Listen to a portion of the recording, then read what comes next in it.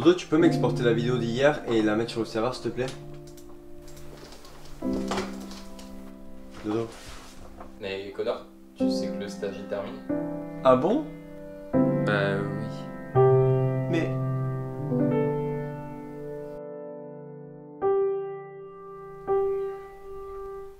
Bon allez, ok pour une dernière vidéo.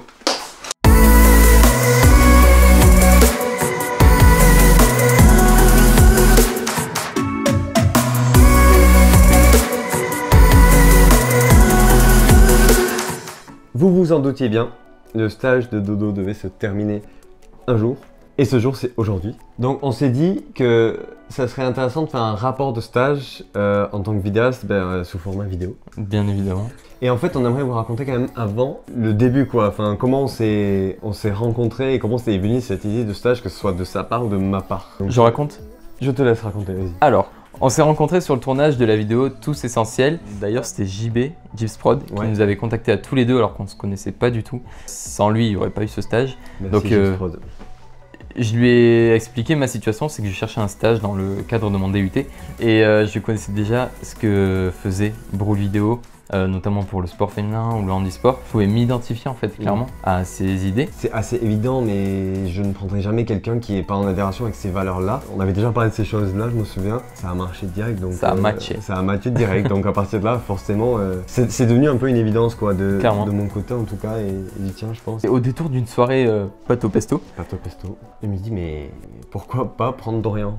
Parce que Dorian, il savait déjà utiliser le matériel. Et pour moi, c'était forcément un grand avantage. Mais aussi, je savais que je pouvais aussi lui apporter énormément parce que ici, utiliser le matériel, mais voilà, tout ce qui est un peu le côté un peu client, efficacité sur un tournage, ça, c'est quelque chose que je pouvais clairement t'apporter. Exactement. Comment tu vois en fait le métier de vidéaste indépendant maintenant que ça fait tous les jours, depuis le moment que tu vois de l'intérieur ce métier? Alors, j'avais déjà une très bonne idée de ce que c'était avant ce stage, le métier, puisque j'ai eu la chance d'en côtoyer avant, comme JB, comme toi. Et au final, j'ai quand même découvert plein de nouvelles choses au quotidien, comme les appels en permanence par exemple. Les appels qui peuvent intervenir en plein moment de la journée, pendant qu'on est en train de travailler sur un autre projet, et que là on a un appel de quelque chose de totalement différent. C'est ça que j'ai beaucoup apprécié en fait, c'est vraiment la polyvalence et en fait la diversité des sujets quoi. Est-ce que tu peux détailler un peu les missions que tu as pu faire?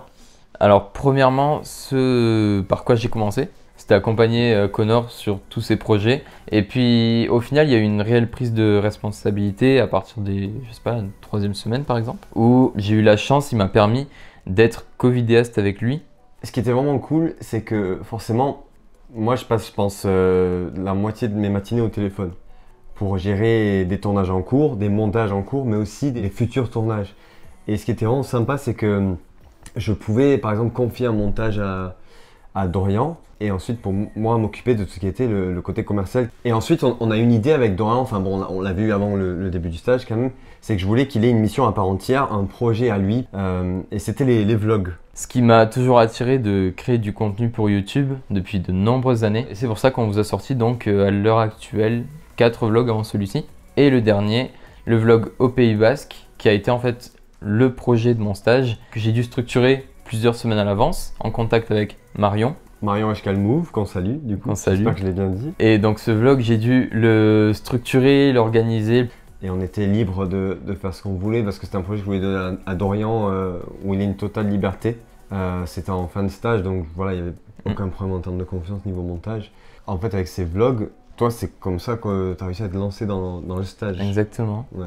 Exactement, on n'avait pas forcément les mêmes styles avant que j'arrive et un de mes exercices principaux sur le montage que je faisais de A à Z, c'était, avec ta supervision bien sûr, c'était d'adopter la patte de Connor sur le montage de ses vlogs, comme si c'était lui qui les avait montés en fait, clairement. Je pense que c'était là où il fallait s'adapter le plus, ouais. Parce que c'est très difficile, je pense, d'adopter un style d'un autre vidéaste. Donc là on l'a fait avec brio, comme toutes ses missions quasiment. Il y a aussi le côté com, on va dire, c'est-à-dire de comment vendre une vidéo. Chose que j'ai fait à chaque sortie de vlog et sur certains de tes projets également, où j'ai repris en fait le montage que tu avais fait. Ouais. Et je sortais, le but c'était vraiment de donner envie aux spectateurs d'aller plus loin avec ce qu'il a sous les yeux. Ouais, des teasers. Ouais. On a eu une variété de projets énorme Parce qu'on a eu, au mois de mai, on a eu 21 jours de tournage Sur 31. 31. T'as pu faire beaucoup de projets quoi. On a pu aller chez des clubs, dans des structures. On a eu le centre fédéral handisport, c'était un de tes premiers tournages, je crois. Et ouais, et un des plus enrichissants aussi. D'ailleurs, on passe le bonjour à toute l'équipe. On a pu faire un architecte. Pierre Ciodo, qu'on salue aussi. On a passé vraiment beaucoup de moments vraiment cool en fait pendant ce mois de mai et fin d'avril. Est-ce que il y a des moments, enfin je sais pas, 3 moments en particulier que tu vas retenir Ouais, il y en a bien 3 auxquels je pense directement. Un que je pourrais citer de suite, qui n'était pas le plus grandiose, c'était l'interview. Je sais ce que tu veux dire. C'est quoi? C'était l'interview de Béatrice. Ouais, franchement, on a fait des trucs de ouf durant ces 2 mois. Et lui, c'était, par rapport aux autres, assez simpliste en soi. C'était voilà, une interview avec 2 caméras posées et moi en tant que caméra flottante. Et c'était notamment sur le sport féminin. Et ça m'a marqué parce que j'étais là juste en tant que technicien en soi. Moi, j'assistais Connor qui était dans l'interview. L'analyse, j'ai trouvé hyper intéressante et il y avait des choses qui m'ont limite atteint. En plus, on a filmé ça au Palais des Sports. Et je pense pour toi, c'était un défi technique. Et vraiment, Dorian était en charge de tout l'audio, toutes les 3 caméras plus le. Parce que moi, j'étais journaliste. Et Béatrice, donc présidente des Birdies, elle est géniale quoi. Enfin... Je pense qu'elle était vraiment hyper bien placée et je lui ai dit à la fin, clairement, les mots étaient parfaits sur les réponses de Connor, les questions de Connor. Est-ce que tu as un deuxième moment? J'hésite entre 2. J'ai une idée, mais je peux deviner ou pas? Suspense, vas-y. Ambition? Ouais. Ambition 2024. À quel moment? Soit dans la piscine. Non? Non. C'est lequel alors? Le tournage à Bayonne. Ah ouais. Sur la Nive. Okay. À suivre, ouais, Perle Bouge, athlète para-aviron. On a travaillé avec Ambition 2024. Donc c'est un projet qu'on vous a dévoilé récemment, qui était notre plus gros projet, hein, franchement, du mois de mai. Il s'agissait de filmer la Team Tokyo Nouvelle-Aquitaine, donc la quarantaine d'athlètes néo-aquitains qui partaient aux Jeux de Tokyo, quoi. Donc forcément, vous imaginez, pour moi, c'était un projet incroyable parce que c'est pile poil dans mon domaine.